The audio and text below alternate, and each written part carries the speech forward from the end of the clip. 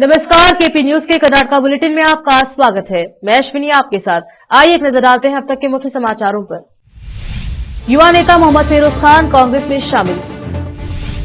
विजेंद्र येडियुरप्पा को कर्नाटका राज्य भाजपा अध्यक्ष के रूप में नियुक्त किया गया। जैव अपशिष्ट निस्तारण इकाई की भट्टी में 905 किलोग्राम नष्ट कराया गया। टीपू जयंती, कर्नाटका के ऐतिहासिक शहर श्रीरंगपट्टनम में निषेधाज्ञा लागू। कर्नाटका कैबिनेट ने 4 दिसंबर से 10 दिवसीय बेलगावी विधानमंडल सत्र को मंजूरी दे दी। इजरायली राजनयिक ने कुमारस्वामी से उनके फार्म पर मुलाकात की। इजरायल हमास युद्ध विकासशील संबंधों पर चर्चा।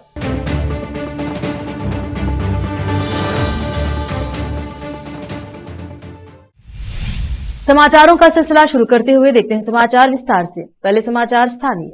आज बीदर जेडीएस के युवा नेता मोहम्मद फेरोज खान जेडीएस छोड़कर कांग्रेस पार्टी में शामिल हो गए। उन्हें उप मुख्यमंत्री एवं केपीसीसी अध्यक्ष डीके शिव कुमार ने पार्टी का झंडा देकर पार्टी में शामिल किया और पार्टी को मजबूत करने की सलाह दी।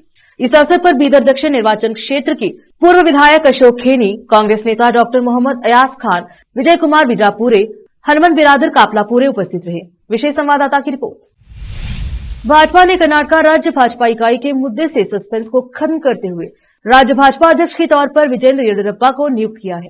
भाजपा राष्ट्रीय अध्यक्ष जेपी नड्डा ने ये बात कही कि भाजपा के राष्ट्रीय मुख्य कार्यदर्शी अरुण सिंह ने विजेंद्र का अपॉइंटमेंट पत्र जारी कर नियुक्ति को तुरंत प्रभाव में लाने के आदेश दिए हैं। विशेष संवाददाता की रिपोर्ट। एनडीपीएस ने बीदर जिले में अवैध रूप से गांजा उगाने, परिवहन करने और बेचने वालों पर छापेमारी की। अधिनियम के तहत जिले के विभिन्न पुलिस स्टेशनों में 17 मामले दर्ज किए गए हैं और जिला ड्रग्स डिस्पोजल कमेटी ने उक्त मामलों में जब्त किए गए गांजा को नष्ट करने की कार्यवाही की है और 9 नवंबर को 905 किलो गांजा को भट्टी में नष्ट कर दिया।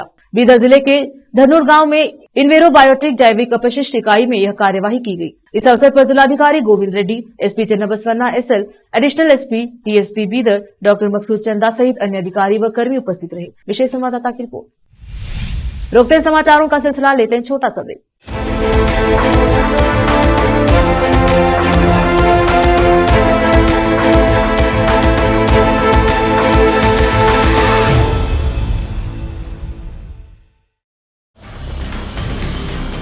हिंदुस्तान के हर कोने में हम हैं मौजूद। 24 घंटे हालात पर गहरी नजर, खबरों से जुड़े चुपते सवालात और आपको दिखाता है धार्मिक, सामाजिक, राजनीतिक, लोकल और इंटरनेशनल न्यूज की सबसे बेहतर कवरेज जो आपको रखती है हर पल बाखबर। देश और दुनिया भर की खबर के लिए देखते रहें KP news 24/7।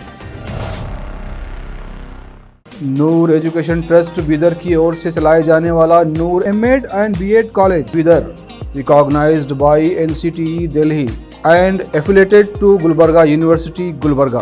Admission are open for the academic year 2022-23. विशेषज्ञ और सक्षम शिक्षकों द्वारा शिक्षा प्राप्त करने के लिए नूर एमएड एंड बीएड कॉलेज में दाखिला लें और शांत वातावरण में शिक्षा प्राप्त करें। बीदर शहर में बेहतर शिक्षा का एकमात्र केंद्र Noor MEd and BEd college, Shahpur gate, Bidar. Phone numbers 9945283920, 8482221297। Hindustan के हर कोने में हम हैं मौजूद। 24 घंटे हालात पर गहरी नजर, खबरों से जुड़े चुपते सवालात और आपको दिखाता है धार्मिक, सामाजिक, राजनीतिक, लोकल और इंटरनेशनल न्यूज की सबसे बेहतर कवरेज जो आपको रखती है हर पल बाखबर। देश और दुनिया भर की खबर के लिए देखते रहें केपी न्यूज 24/7।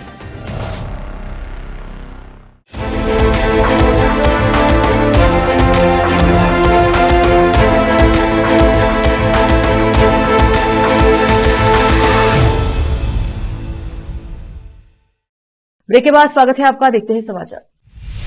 कर्नाटक के मंड्या में जिला प्रशासन ने शुक्रवार 10 नवंबर को कानून और व्यवस्था बनाए रखने के लिए एहतियात के तौर पर ऐतिहासिक शहर श्रीरंगपट्टनम में निषेधाज्ञा लागू कर दी, क्योंकि मुस्लिम संगठनों ने टीपू जयंती मनाने का आह्वान किया है। टीपू सुल्तान 18वीं सदी में मैसूर साम्राज्य का शासक था और उसने अंग्रेजों से लड़ाई की थी। टीपू सुल्तान और उनके पिता हैदर अली की कब्रें श्रीरंगपट्टनम गुंबज में स्थित हैं। मुस्लिम संगठनों और टीपू सुल्तान के प्रशंसकों ने टीपू जयंती मनाने का आह्वान किया है और मंड्या और मैसूर शहरों से लोगों के आने और श्रीरंगपट्टनम शहर में इकट्ठा होने की उम्मीद है। पिछली भाजपा सरकार ने टीपू जयंती मनाने पर प्रतिबंध लगा दिया था और वर्तमान कांग्रेस सरकार ने अभी तक उस आदेश को रद्द नहीं किया है। एहतियात के तौर पर सुबह 6 बजे से रात 11 बजे तक निषेधाज्ञा लागू रहती है। अधिकारियों को जुलूस और विरोध प्रदर्शन की इजाजत न देने के भी सख्त आदेश दिए गए। आदेश में आपत्तिजनक फोटो, नारे वाली टी शर्ट पहनने, पटाखे फोड़ने और लाउडस्पीकर के इस्तेमाल पर भी प्रतिबंध लगाया है।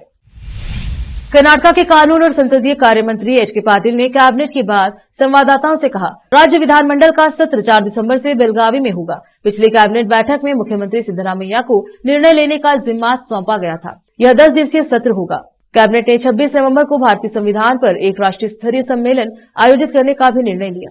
संविधान दिवस के हिस्से के रूप में 26 नवंबर को संविधान और राष्ट्रीय एकता सम्मेलन नामक एक राष्ट्रीय स्तरीय सम्मेलन आयोजित किया जाएगा। कैबिनेट ने निर्णय लिया कि इस उद्देश्य के लिए 18 करोड़ आवंटित करने के लिए समाज कल्याण विभाग इस कार्यक्रम का आयोजन करेगा। कैबिनेट ने छात्रों को नवोन्मेषी और व्यवहारिक बनाने के लिए आवश्यक सुविधाएं प्रदान करने के लिए 73 कर्नाटक पब्लिक स्कूलों और एस्पिरेशनल तालुकों में 50 मॉडल स्कूल में इनोवेशनल लैब स्थापित करने के स्कूल शिक्षा और साक्षरता विभाग के प्रस्ताव को मंजूरी दे दी। सरकार ने इस प्रोजेक्ट के लिए 20 करोड़ रुपए रखे हैं।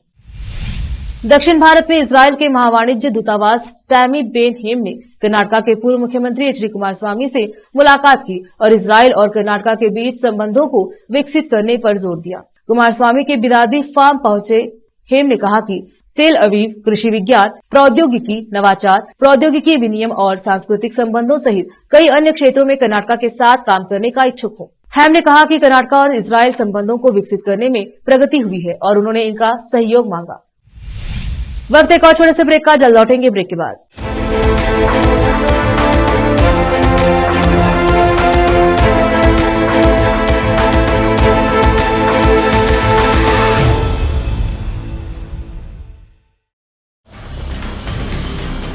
हिंदुस्तान के हर कोने में हम हैं मौजूद। 24 घंटे हालात पर गहरी नजर, खबरों से जुड़े चुपते सवालात और आपको दिखाता है धार्मिक, सामाजिक, राजनीतिक, लोकल और इंटरनेशनल न्यूज की सबसे बेहतर कवरेज, जो आपको रखती है हर पल बाखबर। देश और दुनिया भर की खबर के लिए देखते रहें KP news 24/7। Noor education trust Bidar की ओर से चलाए जाने वाला Noor MEd and BEd college Bidar, recognised by NCTE Delhi and affiliated to Gulbarga University, Gulbarga. Admission are open for the academic year 2022-23. विशेषज्ञ और सक्षम शिक्षकों द्वारा शिक्षा प्राप्त करने के लिए नूर एमएड एंड बीएड कॉलेज में दाखिला लें और शांत वातावरण में शिक्षा प्राप्त करें। बीदर शहर में बेहतर शिक्षा का एकमात्र केंद्र Noor MEd and BEd college, Shahpur gate, Bidar. Phone numbers 9945283920, 8482221297। Hindustan के हर कोने में हम हैं मौजूद। 24 घंटे हालात पर गहरी नजर, खबरों से जुड़े चुपते सवालात और आपको दिखाता है धार्मिक, सामाजिक, राजनीतिक, लोकल और इंटरनेशनल न्यूज की सबसे बेहतर कवरेज, जो आपको रखती है हर पल बाखबर। देश और दुनिया भर की खबर के लिए देखते रहें केपी न्यूज 24/7।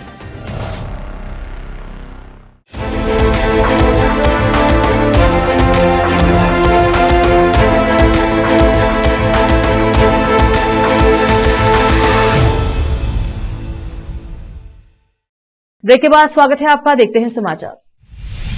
बुनियादी ढांचा विकास मंत्री एमबी पाटिल ने बेंगलुरु उपनगरीय रेल परियोजना बीएसआरपी के कार्यान्वयन के लिए नोडल एजेंसी के राइड को चरण 2 के 452 किलोमीटर के लिए अंतिम स्थान सर्वेक्षण एफएलएस करने की प्रक्रिया में तेजी लाने के लिए कहा। एफएलएस प्रस्तावित संरेखण आगामी स्टेशनों और यार्डों की पूरी तरह से जांच करने और सटीक चित्र तैयार करने के लिए किया जाता है। नागरिक समूहों और हितधारकों की उपस्थिति में अपने द्विमासिक समाचार पत्र संपर्क को लॉन्च करने के लिए गुरुवार को के राइट कार्यालय में एक बैठक में भाग लेते हुए पाटिल ने बीएसआरपी को एक गेम चेंजर के रूप में बिल किया, जो बेंगलुरु में भीड़भाड़ कम करेगा।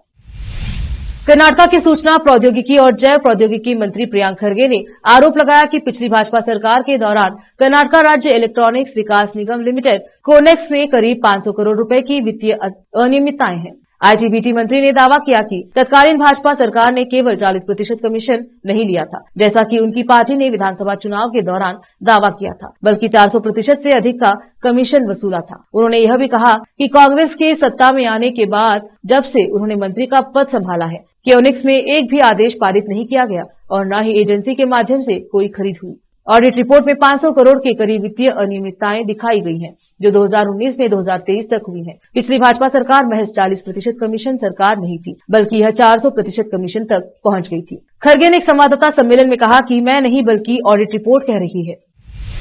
इस दशहरा राज्य डेयरी सहकारी कर्नाटक मिल्क फेडरेशन केएमएफ ने 400 मैट्रिक टन तक मिठाइयां बेची, जो अब तक का उच्चतम स्तर है।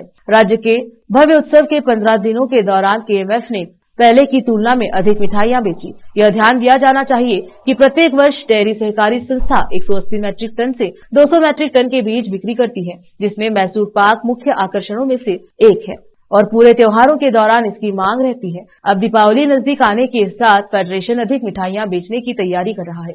अपने प्रसिद्ध ब्रांड नंदिनी के तहत केएमएफ विभिन्न उत्पाद बेचता है, जिनमें से मिठाइयां लोकप्रिय है। कुछ मीठी किस्मों में मैसूर पाक, चॉकलेट बर्फी, बेसन लड्डू, धारवाड़ पेड़ा, जामुन, कुंडा, नारियल बर्फी, ड्राई फ्रूट्स, बाकी और कई अन्य स्वादिष्ट व्यंजन शामिल हैं। कर्नाटक हाईकोर्ट ने शुक्रवार को एक बड़ा फैसला लेते हुए 545 पुलिस सब इंस्पेक्टर पीएसआई पदों के लिए दोबारा परीक्षा कराने का आदेश दिया और इस पर सवाल उठाने वाली याचिका खारिज कर दी। न्यायमूर्ति पीएस की अध्यक्षता वाली खंडपीठ दिनेश कुमार और न्यायमूर्ति टीजी शामिल थे। शिवशंकर गौड़ा ने आदेश पारित किया था कि इस संबंध में कर्नाटक सरकार के आदेश को बरकरार रखा था। इस संबंध में चयनित अभ्यर्थियों द्वारा याचिका प्रस्तुत की गई थी। उन्होंने अदालत में उनकी भर्ती को सुविधाजनक बनाने का भी अनुरोध किया। यह घोटाला पिछली भाजपा सरकार के कार्यकाल में सामने आया था। मौजूदा कांग्रेस सरकार ने घोटाले की न्यायिक जांच के आदेश दिए थे और यह भी घोषणा की थी कि वह इस घोटाले की दोबारा जांच करेंगे। फिर से एक नजर आज के मुख्य समाचारों पर। युवा नेता मोहम्मद फेरोज खान कांग्रेस में शामिल। विजेंद्र येडियुरप्पा को कर्नाटक राज्य भाजपा अध्यक्ष के रूप में नियुक्त किया गया। जैव अपशिष्ट निस्तारण इकाई की भट्टी में 905 किलोग्राम नष्ट कराया गया। टीपू जयंती, कर्नाटक के ऐतिहासिक शहर श्रीरंगपट्टनम में निषेधाज्ञा लागू। कर्नाटक कैबिनेट ने 4 दिसंबर से 10 दिवसीय बेलगावी विधानमंडल सत्र को मंजूरी दे दी। इजरायली राजनयिक ने कुमारस्वामी से उनके फार्म पर मुलाकात की। इजरायल हमास युद्ध विकासशील संबंधों पर चर्चा।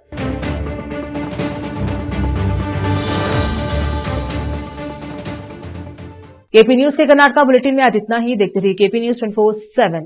धन्यवाद।